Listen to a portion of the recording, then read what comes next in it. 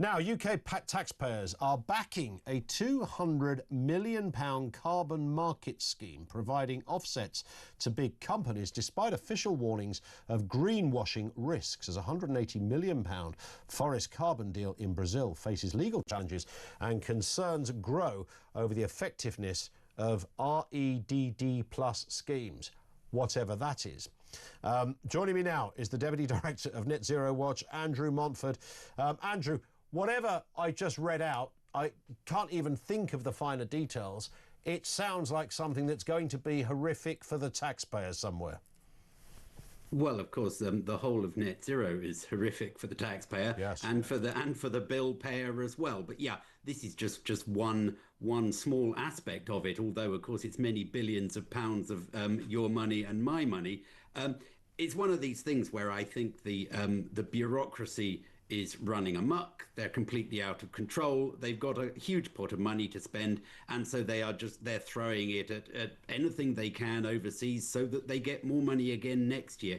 And they don't actually care whether it makes any difference to anybody or does any good at all. I mean, some of these stories are horrific. I mean, trying to rewild Ugandan wetlands. I mean, did you see that story? I mean, that was absolutely horrific. We have people starving now because we've turned their croplands into wildlands. I mean, this is absolutely immoral.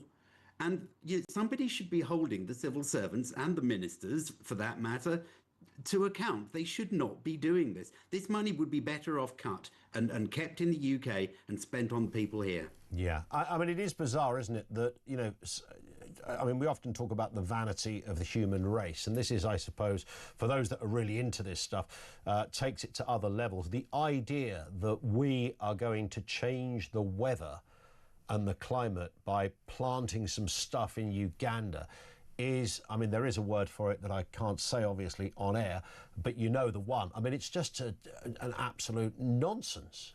It's pure narcissism, isn't it? It's this sort of messiah complex that some of these people have. I mean, whether that is actually the case for the civil servants, I don't know. The civil servants may not have the messiah complex. They may just be going, if we get more money coming through, that's my job for another 12 months until I can get some more money through the year after. But I mean, Ed Miliband at the end of the day is authorising this stuff, and it's billions and it's billions and it's billions. And people in this country are screaming because they can't afford to pay their energy bills. We're deindustrialising, and he's throwing money people overseas. I mean, this is crazy. And it's quite extraordinary, of course, because when it comes to, looking after nature and the like, it's clear that no such moral element exists when it comes to COP30, where, of course, they've chopped down God knows how much forest in order to make a motorway for VIPs to get to a I mean, if you ever want an example of thinking someone's taking the pee out of me here, because I mean, they could have held this conference anywhere they like. There's plenty of hotels. They happen to have it in the middle of a rainforest. They had to chop half of it down to make a road and to make it all look nice and lovely for everybody to get there.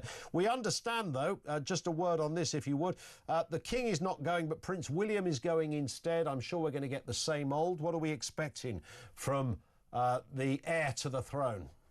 Yeah, I mean, the heir to the throne will sort of, I guess he'll say what he's told to say, but I mean, he seems to have green tinges to him. I don't think he's quite as sort of wild as his father is, but yeah, he does say a lot of green things, and I think as the wheels come off net zero, I've heard a lot of people saying, is this really a good idea for the royal family to keep on doing this? People are going to...